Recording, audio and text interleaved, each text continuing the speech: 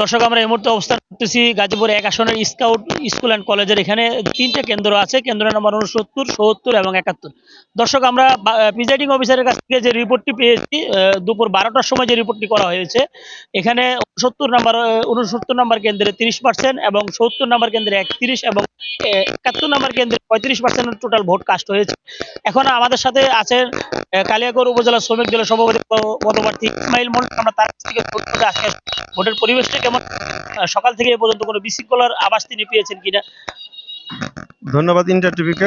সকাল থেকে আমি এখানে উপস্থিত আছি ফজরের পর থেকে। তো এখানে আমি ৩ নাম্বার ভোট দিয়েছি। তারপরে থেকে আমি এখানে অবস্থান করতেছি। এখন পর্যন্ত এখানে কোনো রকমের অপ্রীতিকর কোনো ঘটনা ঘটেনি। সুষ্ঠুভাবে নির্বাচন চলতেছে, শান্তিপূর্ণভাবে মানুষ ভোট দিচ্ছে। আমাদের এখানে মোটামুটি উৎসবমুখর একটা পরিবেশ চলতেছে।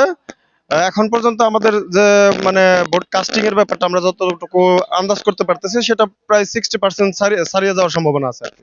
না, এখন পর্যন্ত কোনো প্রকার অপ্রীতিকর ঘটনা ঘটেনি, আর আগামীতে ঘটার কোনো সম্ভাবনা আমরা দেখতেছি না।